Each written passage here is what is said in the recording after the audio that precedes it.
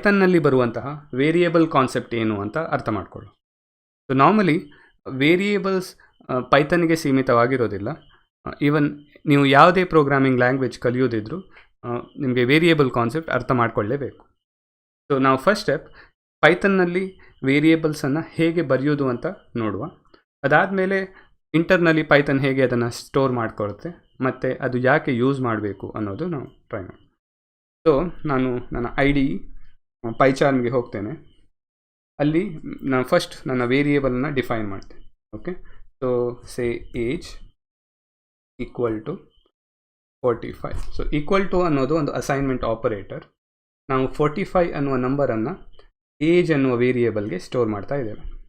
Okay, so that is the idea.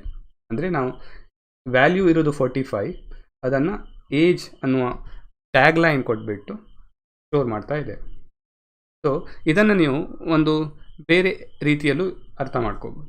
May be ನೀವು ಇದನ್ನು ಒಂದು ಬಾಕ್ಸ್ ಅಂತ ಒಂದು ಕಾನ್ಸೆಪ್ಟ್ ಯೂಸ್ ಮಾಡಿದರೆ ಆ ಬಾಕ್ಸ್ ಒಳಗೆ ನೀವು 45 ನಂಬರ್ ವ್ಯಾಲ್ಯೂವನ್ನು ಹಾಕಿಬಿಟ್ಟು ಲೇಬಲ್ ಅನ್ನು ನಾವು ಏಜ್ ಅನ್ನೋದನ್ನು ಅಸೈನ್ ಮಾಡ್ತದೆ. Okay, so as a concept ನಿಮಗೂ ಸದ್ಯಕ್ಕೆ ಇದು ಓವರ್ ದ ಹೆಡ್ ಹೋಗ್ಬೋದು. ಆದರೆ ನಾವು ಏನು ಮಾಡುವ ಅಂದರೆ will try to take more examples.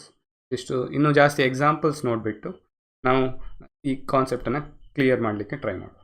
Okay, so let's say ನೀವು ಒಂದು ಸ್ಟೇಟ್ ಬ್ಯಾಂಕ್ ಆಫ್ ಇಂಡಿಯಾ ಅಥವಾ ಬ್ಯಾಂಕಿಂಗ್ ಅಪ್ಲಿಕೇಶನ್ ಬಿಲ್ಡ್ ಮಾಡ್ತಾ ಇದ್ದೀರಿ. ಓಕೆ, ಸೊ ಅದಕ್ಕೆ ನಿಮಗೆ ಅವರ ಯೂಸರ್ ನೇಮ್ ಪಾಸ್ವರ್ಡ್ ಕೇಳ್ತೀರಲ್ಲ. ಸೊ ಆ ಯೂಸರ್ ನೇಮ್ ಆ ಯೂಸರ್ ಎಂಟ್ರಿ ಮಾಡಿರೋದನ್ನು ನೀವು ಆ್ಯಸ್ ಅ ಪ್ರೋಗ್ರಾಮರ್ ಅದನ್ನು ಎಲ್ಲೋ ಸ್ಟೋರ್ ಮಾಡಬೇಕಾಗ್ತದೆ. ಸೊ ಸೇ ಅವರು ಈ ಯೂಸರ್ ನೇಮ್ 1 2 3 4 5 ಏನೋ ಇರ್ತದಲ್ಲ ಅದನ್ನು ಸ್ಟೋರ್ ಮಾಡಬೇಕು. ಸೊ ಆ ಯೂಸರ್ ಕೊಟ್ಟಿರುವ ಇನ್ಫಾರ್ಮೇಷನ್ ಅಂದರೆ 1 2 3 4 5 ಅನ್ನು ನಾವು ಆ್ಯಸ್ ಅ ಪ್ರೋಗ್ರಾಮರ್ ಒಂದು ಮೀನಿಂಗ್ಫುಲ್ ನೇಮ್ ಕೊಟ್ಟು ಸ್ಟೋರ್ ಮಾಡಬೇಕು. ಸೊ ಅದನ್ನು ನಮಗೆ ಯೂಸರ್ ನೇಮ್ ಅಂತ ಒಂದು ವೇರಿಯೇಬಲ್ನಲ್ಲಿ ನಾವು ಸ್ಟೋರ್ ಮಾಡ್ತೇವೆ. ಸೊ ಇನ್ನು ಒಂದ್ಸತಿ ನಮಗೆ ಈ ಇನ್ಫಾರ್ಮೇಷನ್ ಸಿಕ್ಕಿದ ಮೇಲೆ ನಾವು ಈ ಯೂಸರ್ ನೇಮನ್ನು ಎಲ್ಲಿ ಬೇಕಾದರೂ ಯೂಸ್ ಮಾಡ್ಬೋದು. ಸೊ ನಾನು ಒಂದು ಪ್ರಿಂಟ್ ಸ್ಟೇಟ್ಮೆಂಟ್ ಹಾಕಿಬಿಟ್ಟು ಯೂಸರ್ ನೇಮ್ ಅಂತ ಕೊಡ್ತೇನೆ. ಓಕೆ, ಸೊ ಇದನ್ನು ನಾನು ರನ್ ಮಾಡಿ ನೋಡ್ತೇನೆ.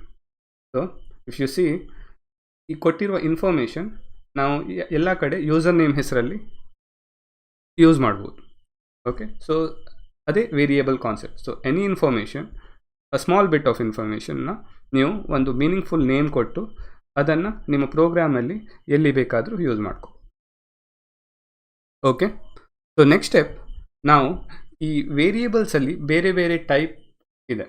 ಸೊ ಅದು ಯಾವುದು ಅಂತ ನಾವು ನೋಡುವ.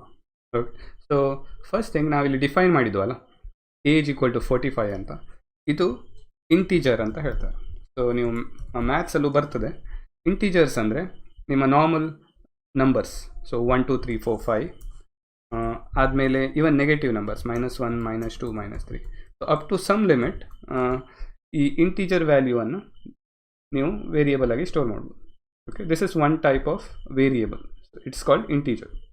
ಸೊ ನೆಕ್ಸ್ಟ್ ಸ್ಟೆಪ್ ಯಾವುದು ಅಂದರೆ if you have a decimal number, ಒಂದು ಡೆಸಿಮಲ್ ನಂಬರ್ಸ್ ಇದ್ದರೆ, ಸೇ ನೀವು ಬ್ಯಾಕ್ ಟು ಇದು ಬ್ಯಾಂಕಿಂಗ್ ಅಪ್ಲಿಕೇಶನ್ ಡೆವಲಪ್ ಮಾಡ್ತಾ ಇದ್ದರೆ ಅಲ್ಲಿ ನಿಮ್ಮದು ಅಕೌಂಟ್ ಬ್ಯಾಲೆನ್ಸ್ ಎಲ್ಲ ಇದ್ದರೆ ಅದು ಡೆಸಿಮಲ್ ಇರ್ತದೆ, ಎಕ್ಸಾಕ್ಟ್ ಅಕ್ಯುರೇಟ್ ಇರಬೇಕಲ್ಲ.